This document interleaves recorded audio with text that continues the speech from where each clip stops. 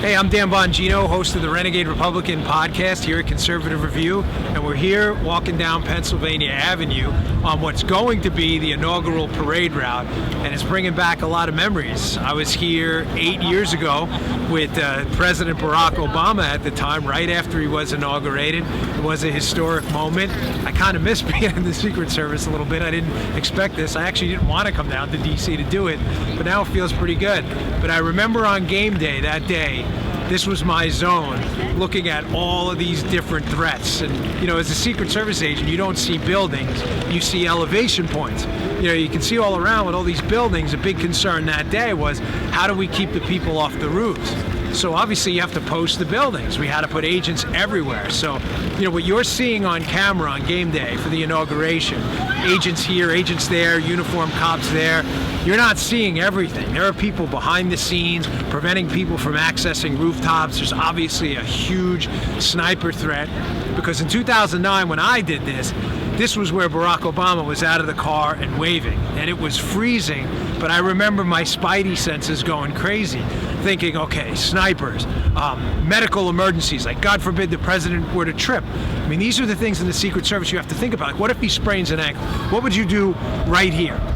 And if you're Joe Civilian, you don't have to worry about that stuff. But one of the things that was in our head that we had a plan for is, okay, there were 2 million people. There were probably 20,000 people on each side of the street here. We had to get a plan to get him through this crowd to the hospital if, God forbid, he were to fall, trip, have a heart attack.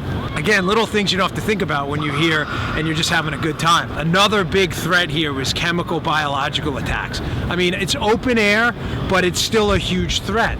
Now, back then in 2009, when I was an agent, the threat of drones wasn't as big of a deal as it is now, but this is a huge threat on game day here.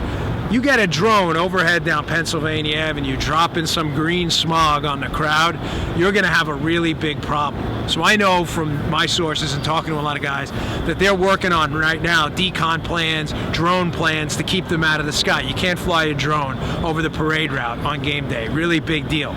Another one, explosives. You know, I get this question a lot. Well, what's to prevent someone from dropping an explosive in this grill right here a couple days before? Well, all of this stuff is going to be swept. Everything on the parade route is going to be swept. When I say sweep, I mean EOD, explosives, any kind of ordnance, it's going to be swept. So the golden rule we had in the Secret Service was clean the area first. So you're going to see tonight, this is going to be a ghost town.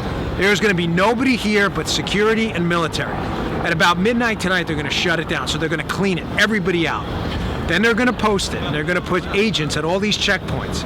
And then people will come back in. So clean sweep post. They're going to sweep this out, and then anybody who comes back into the zone, who accesses anything on either side of the street here, is going to have to be swept through a magnetometer, through bomb-sniffing dogs, X-ray equipment. Nothing will come in here. No weapons, no explosives, nothing the Secret Service doesn't want. And finally, there's a couple other things we have to think about, not many other people do. Little things like fires.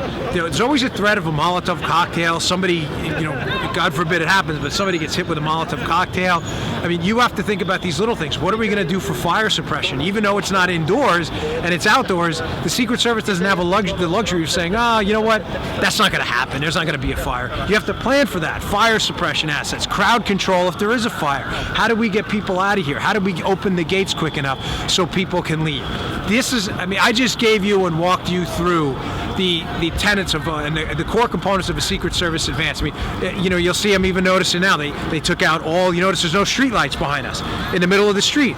Now, for those of you driven down Pennsylvania Avenue, the street lights are in the middle of the street. They're all gone. They've taken out all the post office boxes, the street lights. So this is going to be a ghost town tonight. There's not going to be anything left. All you see is patches where there used to be street lights and P.O. boxes. That way you can't hide anything in them, and it's one less thing to sweep. So I hope you enjoyed that. That's a behind-the-scenes example of a day in the life of the Secret Service agent from my experience doing this. And ironically, this is exactly where I left Barack Obama in 2009. I was done then, and I'm done now. Thanks for tuning in.